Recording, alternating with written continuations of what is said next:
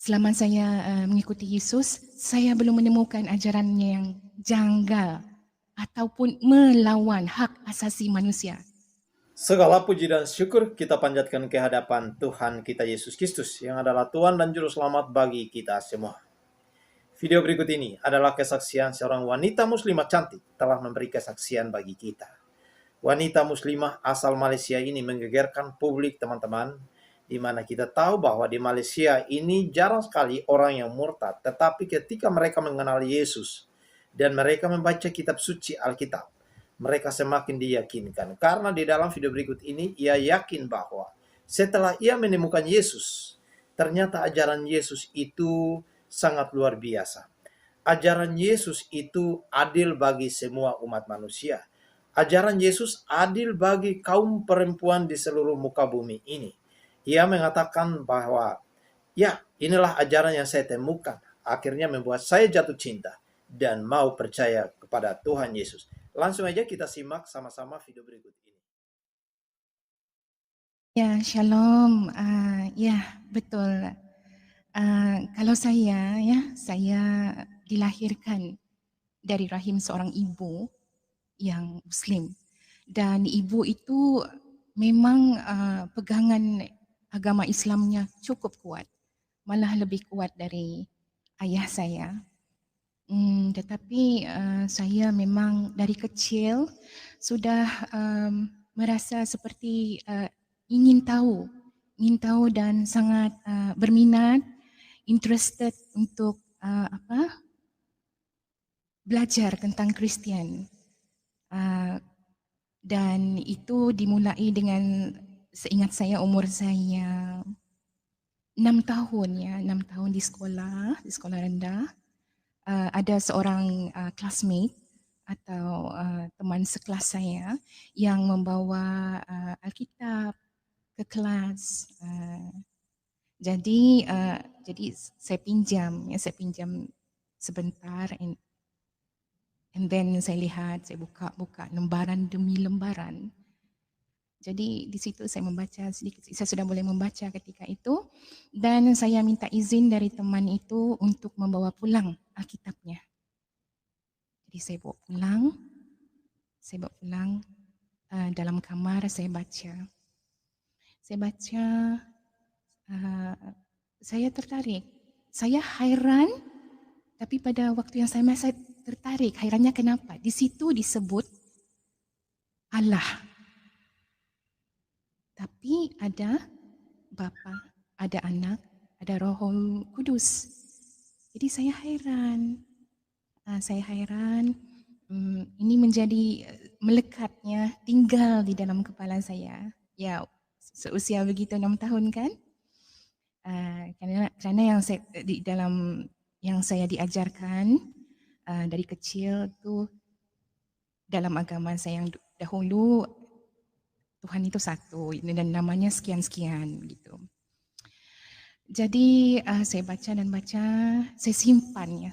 Memori itu saya simpan dalam kepala, gitu. Jadi 2 hari saya pinjam buku itu, kemudian saya kembalikan. Setelah itu saya pun tumbuh besar. Terus seiring waktu umur saya, nah ini Alkitab pertama saya beli dengan pocket money sekolah. Ketika itu pocket money yang diberi oleh ayah saya tidak banyak, cukup untuk membeli sebungkus nasi lah gitu kan. Tapi saya saved, saya beli Alkitab pertama umur saya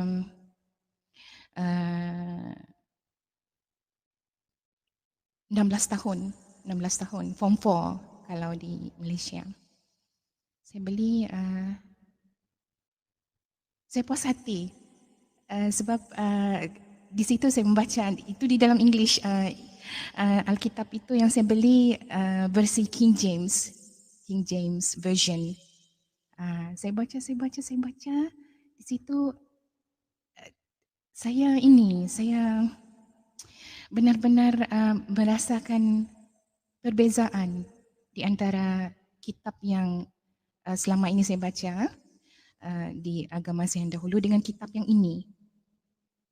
Kerana kitab yang ini detail dan tidak bercanggah, tidak bertentangan. Semua ada di Alkitab itu. Jadi itulah. Jadi sampai sehingga kini saya sudah mempunyai 4 Alkitab gitu. Tapi yang paling saya sayang sekali itulah yang King James Version. Sebab di situlah saya katakan love at first sight. Jatuh cinta kali pertama. Jadi kalau bagi saya secara pribadi begini, saya simpulkan begini ya.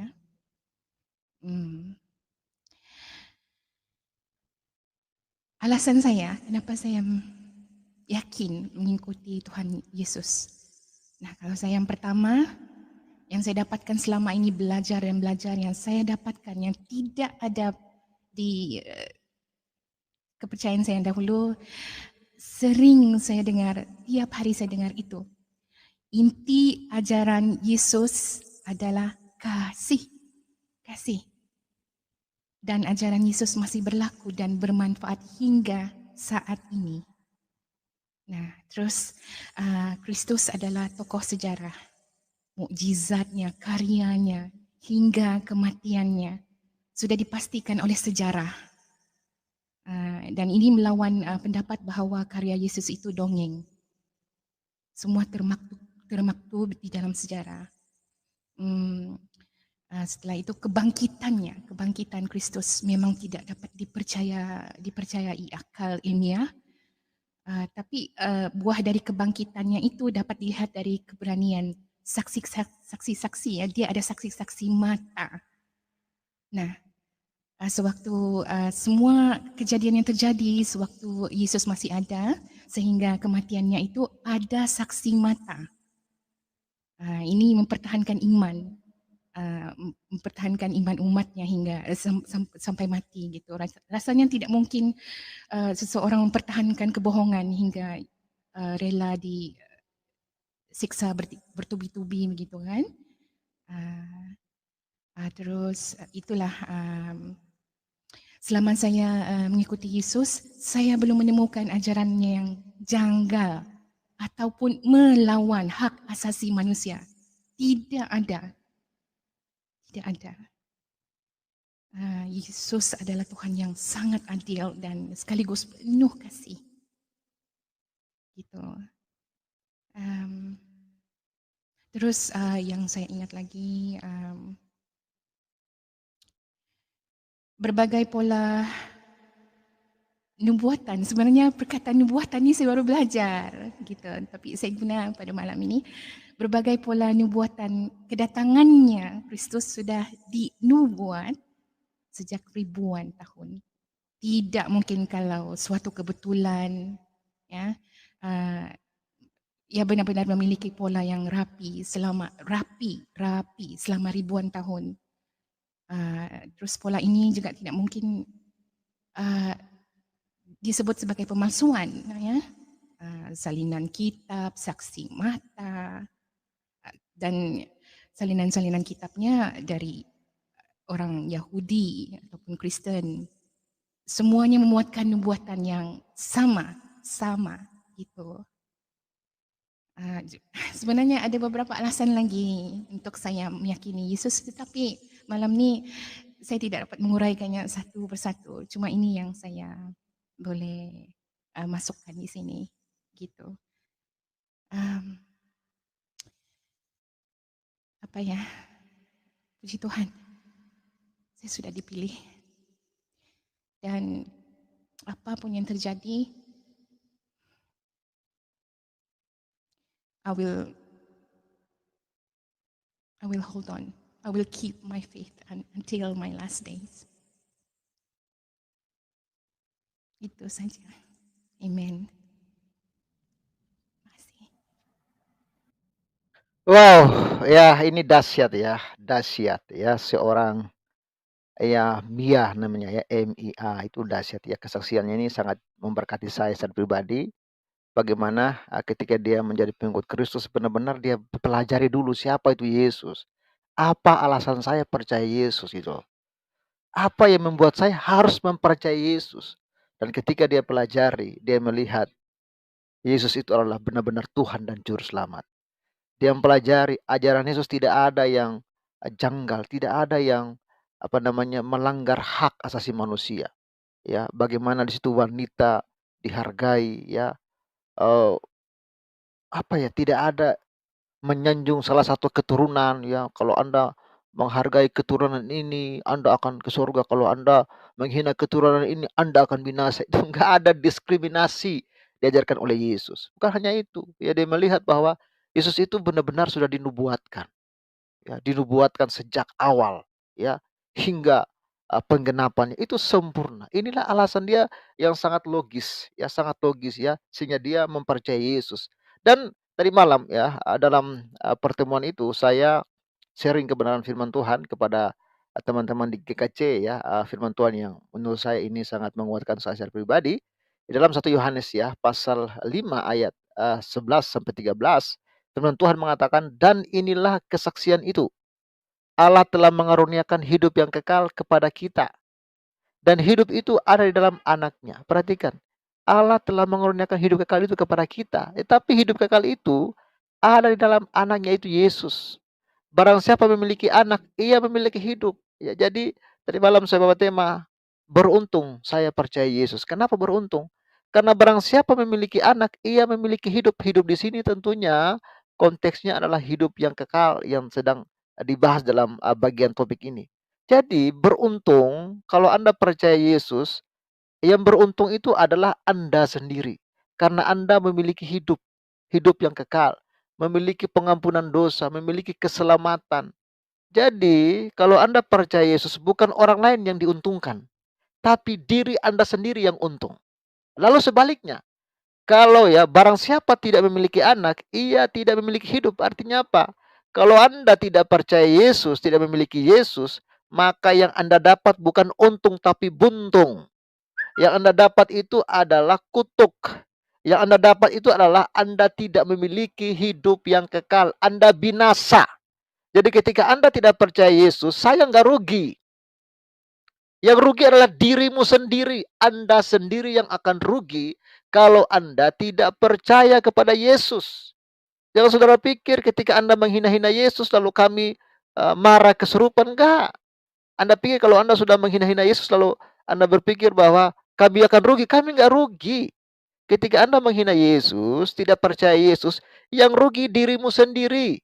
Ia tidak akan memiliki hidup, ya. Kalau tidak memiliki anak, tidak memiliki hidup, ya. Dan barang siapa memiliki anak, memiliki Yesus, ia memiliki hidup. Barang siapa tidak memiliki anak, tidak memiliki Yesus, ia tidak memiliki hidup. Ya, dilanjutkan bagian firman Tuhan ini, semuanya itu kutuliskan kepada kamu, supaya kamu yang percaya dalam nama anak Allah, kamu yang percaya kepada Yesus, tahu bahwa kamu memiliki hidup yang kekal. Jadi kita harus tahu, kenapa saya beruntung mempercayai Yesus? Karena saya tahu saya memiliki hidup yang kekal karena Yesus. Bukan karena kebaikan amal ibadah saya, bukan karena agama saya, tidak. Tapi karena Yesus satu-satunya jalan yang Allah beri. Makanya firman Tuhan mengatakan, Allah telah mengaruniakan hidup yang kekal kepada kita dan hidup itu ada di dalam anaknya. Jadi satu-satunya yang ditentukan oleh Allah agar kita memperoleh hidup yang kekal itu ada di dalam anaknya. Jadi kalau Anda mencari hidup, mencari jalan kebenaran dan hidup di luar anaknya, di luar Yesus, maka Anda tidak akan pernah ketemu dengan Bapa di sorga. Anda tidak mungkin selamat. Karena jalan ini bukan dibuat oleh manusia. Jalan supaya manusia selamat bukan jalan yang dikarang atau yang dibuat oleh manusia. Tetapi jalan itu Allah yang buat. Dan jalan itu ditentukan hanya lewat Yesus. Makanya Yesus berkata, Akulah jalan dan kebenaran dan hidup. Tidak ada seorang pun yang datang kepada Bapa kalau tidak melalui aku. Hanya lewat Yesus kita akan selamat. Maka beruntunglah saudara yang telah menerima Yesus. Saudara diselamatkan, memperoleh hidup yang kekal. Tetapi binasalah orang yang menolak Yesus, karena Anda pasti binasa. Tidak memiliki hidup yang kekal. Dan Allah telah menentukan Satu-satunya jalan untuk Anda memperoleh hidup yang kekal adalah di dalam anaknya, Yesus. Ya, puji Tuhan, semoga Anda diberkati dan saya ucapkan terima kasih banyak kalian sudah mampir ke channel ini, bahkan sudah memberikan supportnya buat perkembangan channel ini. Tuhan Yesus terus menolong dan memberkati saudara sekalian dimanapun kita berada.